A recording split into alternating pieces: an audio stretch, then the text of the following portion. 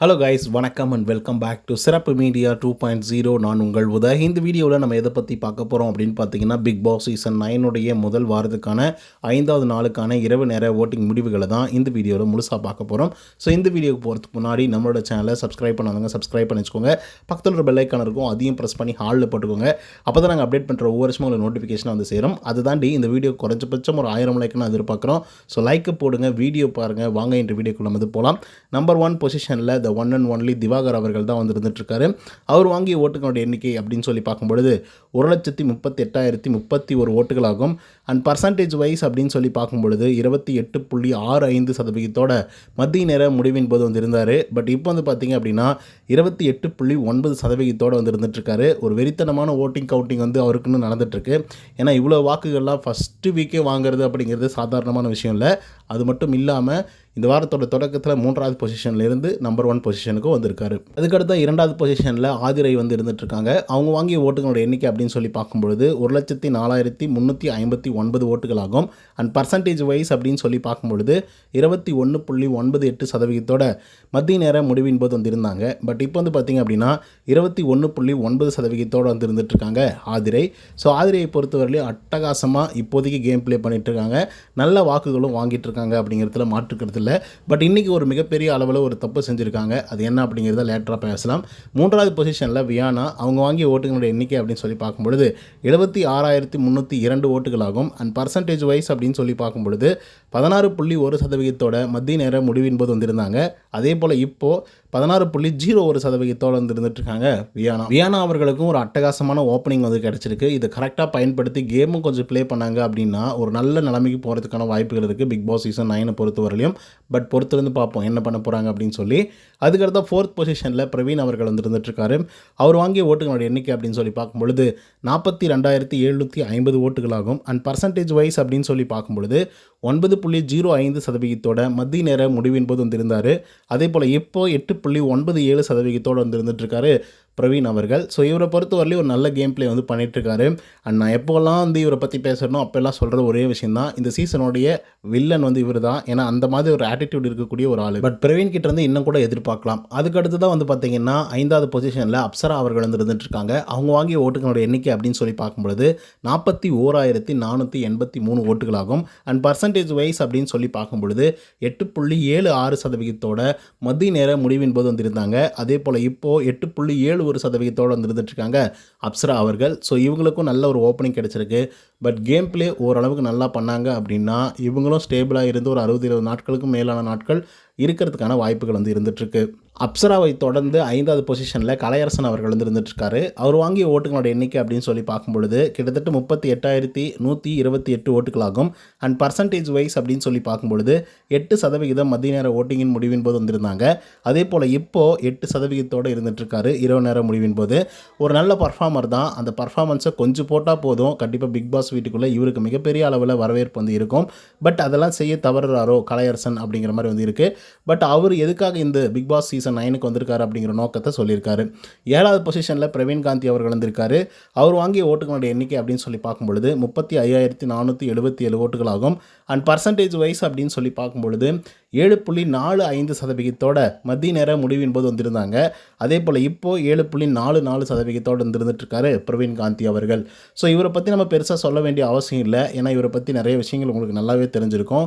And recent டைமில் கொஞ்சம் குளறுபடியாக தான் வந்து பேசிகிட்ருக்காரு. ஆனால் 1 or 2 வீக்ஸ் வந்து இப்படியே இருந்தாருன்னு வச்சுக்கோங்களேன், இன்னும் இவரை பற்றின நிறைய நெகட்டிவான விமர்சனங்கள், நெகட்டிவான கருத்துக்கள்லாம் வெளியே வரதுக்கான வாய்ப்புகள் இருக்குது. பட் அதுக்கு முன்னாடியே இந்த வாரமே பேக் பண்ணி வெளியே அனுப்பிச்சிருவாங்க அப்படின்னு சொல்லி எதிர்பார்க்கப்படுகிறது. அதை நம்ம பொறுத்திருந்து தான் பார்க்கணும். அண்ட் ஆதிரையை பற்றி நம்ம நிறைய விஷயங்கள் பேசியே தீரணும். ஒரு விஷயம் என்ன அப்படின்னு பார்த்தீங்கன்னா, ஆதிரைக்கு பயங்கரமாக கோவம் வருது. அதே மாதிரி எல்லா இடங்கள்லையும் நான் இந்த வேலையை செஞ்சேன், அதனால் நீங்கள் ஏன் கரெக்டாக செய்யலை அப்படிங்கிற மாதிரி எல்லாரையும் குத்தம் சொல்ல ஆரம்பிக்கிறாங்க.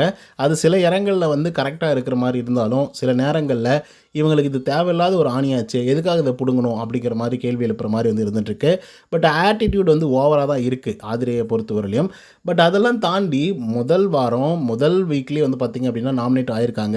ஸோ அந்த நேரத்தில் வந்து நாமினேஷன் இருக்கும் பொழுது ஓட்டிங்ஸ் அப்படிங்கிறது வந்து அவ்வளோ சீக்கிரம் நிறைய பேருக்கு நிறைய ஓட்டிங்ஸ் அப்படின்றது வந்து வராது.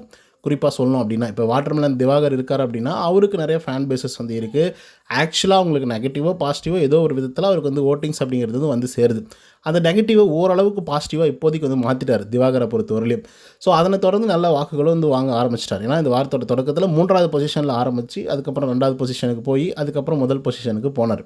பட் ஆதிரையை பொறுத்தவரையில் எடுத்த உடனே ஃபஸ்ட்டு பொசிஷன் சரியான ஓட்டிங், சொல்லப்போனால் 1,00,000க்கும் மேலான வாக்குகள் வந்து பார்த்திங்கன்னா அன்அஃபிஷியலாகவே பதிவாயிருக்கு அப்படின்னு வந்து சொல்கிறாங்க. ஸோ அதனால் வந்து ஆதிரை மேலே ஒரு கண் வந்து இருக்குது எல்லாருக்குமே, நெட்டிசன்கள் அதே மாதிரி யூடியூபர்ஸ்க்கு எல்லாருக்குமே. ஒருவேளை இவங்க பிஆர் ஒர்க் பண்ணுறாங்களோ அப்படிங்கிற மாதிரி ஒரு கண்ணோட்டம் எல்லாருக்குமே வந்து இருக்குது. ஆனால் இருக்கலாம் மேபி. ஏன்னா இவங்க யாரோட ஃப்ரெண்ட் அப்படின்னு பார்த்தீங்கன்னா பூர்ணிமா இருக்காங்க இல்லையா, பிக் பாஸ் சீசன் 7ல் ஒன் ஆஃப் த கண்டஸ்டண்ட்டாக வந்தாங்க. அண்ட் நிறைய குளறுபடிகளும் வந்து செஞ்சுருந்தாங்க. ஃபால்ஸ் அலிகேஷன் வச்சு ஒரு ஆளை வந்து எவிக்ட் பண்ணி வெளியவும் அனுப்பிச்சாங்க. ஸோ அவங்களுடைய ஃப்ரெண்டு தான் வந்து பார்த்திங்கன்னா ஆதிரை அவர்கள். ஆனால் பூர்ணிமா வந்து நல்லா தான் ப்ளே பண்ணிட்டு இருந்தாங்க. பட் சேர்க்கு சரியில்லாமல் போயிடுச்சு. ஆதிரை அந்த தப்பை பண்ண மாட்டாங்களோ அப்படிங்கிற மாதிரி வந்து இருந்தாலும் கூட ஆதிரைக்கு பின்னாடி ஒரு பெரிய பிஆர் டீம் ஒர்க் பண்ணுதோ அப்படிங்கிற கேள்விகள் வந்து நிறையவே எழும்ப ஆரம்பிச்சிருக்கு. ரீசன் என்ன அப்படின்னு பார்த்தீங்கன்னா, பெருசாக சோசியல் மீடியாவில் இவங்க ஆக்டிவாக கூட இல்லை. அப்படியே ஆக்டிவாக இருந்தாலும் பெரிய ஃபாலோவர்ஸ் எல்லாம் கூட இல்லை. ஆனால் எப்படி இவ்வளோ வாக்குகள் அப்படிங்கிற ஒரு கேள்வி வந்து கண்டிப்பாக வரதான் செய்யுது. அதுக்கான பதில்கள் வந்து போக போக தான் தெரியும் அப்படிங்கிறதுல மாற்று கருத்து இல்லை. பட் ஆதிரையை பொறுத்தவரையிலையும் நிறைய இடங்களில் வந்து கொஞ்சம் மூக்க நுழைச்சி பேசினாலும் கூட நிறைய இடங்களில் கரெக்டாக தான் வந்து பேசுகிறாங்க அப்படிங்கிற ஒரு தாட்டும் வந்து வருது. அதனால் நல்லா வெல் ட்ரைன் பண்ணி அதுக்கப்புறம் தான் உள்ளரவே வந்திருக்காங்க அப்படிங்கிறது நல்லா கிளியராக வந்து புரியுது. அண்ட் இன்றைக்கி வந்து பார்த்திங்கன்னா தலை டாஸ்க் வந்து நடந்தது. தலை டாஸ்க் 3 அப்படின்னு சொல்லிட்டு அதில் 3 விஷயங்கள் வந்து கொடுத்துருந்தாங்க. 1 வாயை கட்டிக்கணும், 2 மாஸ்க் போட்டுக்கணும், 3வது வந்து பார்த்திங்கன்னா கோட் போட்டுக்கணும் அப்படின்னு சொல்லி. ஒருத்தர் முழுக்க பேசவே கூடாது, இன்னொருத்தர் முழுக்க மாஸ்க்கை மறைச்சிக்கிட்டே வந்து இருக்கணும், இன்னொருத்தர் ட்ரெஸ் வந்து எப்போதுமே வந்து பார்த்திங்க அப்படின்னா அந்த கோட்டை போட்டுக்கிட்டே இருக்கணும் அப்படிங்கிற மாதிரி வந்து சொல்லியிருந்தாங்க. ஸோ இதில் வந்து பார்த்திங்கன்னா துஷார் வந்து வெற்றி பெற்றார். ஏன்னா ஒட்டுமொத்த சூப்பர் டீலக்ஸ் ஹவுஸில் இருக்கக்கூடிய எல்லாருமே வந்து பார்த்திங்கன்னா துஷார் அவர்களை தான் செலக்ட் பண்ணாங்க. ரீசனும் அவர் வந்து கரெக்டாகவும் சொல்லியும் செலக்ட் பண்ணாங்க. அதே போல் வந்து பார்த்திங்க அப்படின்னா ஆதிரை அவர்களை செலக்ட் பண்ணாமல் விட்டாங்க. ஸோ அதனால் அவங்க செம்ம காண்டாயிட்டாங்க. ரீசன் என்னென்னா, தலைவராக இருக்கிற அவனே வந்து அந்த வாய்க்கு கட்டு போட்டிருந்த கழட்டி போட்டுட்டான். ஆனால் நான் வந்து ஏன் மாஸ்க்கை போட்டுக்கிட்டே வந்து இருக்கணும் அப்படிங்கிற ஒரு கேள்வி அவங்களுக்குள்ளே வந்துருச்சு. ஏன்னா அந்த மாதிரி ஒரு சிச்சுவேஷனில் தான் அவங்க இருக்காங்க. ஏன்னா நீங்கள் மாஸ்க் போட்டுகிட்டே இருக்கணும் அப்படிங்கிற மாதிரி வந்து சொன்னதுனால இவங்களால் அதை தாங்கிக்கவே முடியல. எப்படி நான் மட்டும் மாஸ்க் போட்டுட்டு இருக்கணும் அப்படிங்கிற ஒரு கேள்வியோடு வந்து இருந்துகிட்ருக்காங்க. ஸோ அதனால் மாஸ்க்கையே கழட்டிட்டாங்க. இதை தாண்டி பிக் பாஸை பயங்கரமாக குறை சொல்கிறாங்க. இவங்க வந்து அரேஞ்ச்மெண்ட்டே கரெக்டாக பண்ண மாட்டேங்கிறாங்க, ரூல்ஸ் அண்ட் ரெகுலேஷன் எப்படி போடுறாங்க, அதே போல் இந்த கேமுக்குன்னு ஒரு ரூல்ஸ் இருக்குது, இந்த ரூல்ஸை வந்து சுத்தமாக பிடிக்காத ஒரு ரூல்ஸாக வந்து இருந்துகிட்ருக்கு, இதிலெல்லாம் ஒரு நியாயம் வேணாமா அப்படின்னு சொல்லி பிக் பாஸையும் பிக் பாஸ் டீமையும் பயங்கரமாக திட்ட ஆரம்பிக்கிறாங்க. பட் பிக் பாஸே வந்து இதை நீங்கள் போட்டிருக்கணும் அப்படின்னு சொல்லும் பொழுது கண்டிப்பாக அதுக்கு ஏதோ ஒரு காரணங்கள் வந்து இருக்குது, உள்குத்து வந்து இருக்குது. ஆனால் இவங்க என்ன பண்ணிட்டாங்களா, கோவத்தில் வந்து என்னெல்லாம் போட்டுட்ருக்க முடியாது, அட்லீஸ்ட் நான் ஒரு தலைவராக இருந்தால் கூட பரவாயில்ல போட்டுட்டு இருக்கலாம், நான் தலைவரே கிடையாது, அதுக்கு நான் ஏன் போடணும் அப்படிங்கிற மாதிரி கோவப்பட்டு கழட்டிட்டாங்க. ஸோ அதனால் பின் விளைவுகள் பெருசாக இருக்கிறதுக்கான வாய்ப்புகள் இருக்குது. ஒன்று, நாளைக்கே உங்களுக்கு பனிஷ்மெண்ட் கொடுக்கலாம். அப்படி இல்லைன்னா விஜய் சேதுபதி சாருடைய எபிசோடில் பயங்கரமான ஒரு பனிஷ்மெண்ட்டாக கொடுக்கலாம். இல்லை ரூல்ஸை மீறிட்டாங்க அப்படின்னு சொல்லி வீட்டை விட்டு கூட வெளியே அனுப்பலாம். ஸோ இந்த மாதிரி எத்தனையோ கோணங்களில் யோசிக்க தான் தோணுது. பட் நம்ம பொறுத்திருந்து தான் பார்க்கணும். ஒரு நல்ல வாய்ப்பை இவங்க தவற விடுறாங்களோ அப்படிங்கிற மாதிரி வந்து தோணுது. ஸோ இதை பற்றின உங்களோட கருத்துக்கள் என்ன அப்படிங்கிறத கமெண்ட்ஸில் சொல்லுங்கள். இந்த வீடியோ உங்களுக்கு வந்து பிடிச்சிருந்தா லைக் அண்ட் சப்ஸ்கிரைப் பண்ண மறந்துடாதீங்க. இன்னொரு தகவலை சந்திக்கிறேன். Until then bye from Uday. நன்றி, வணக்கம்.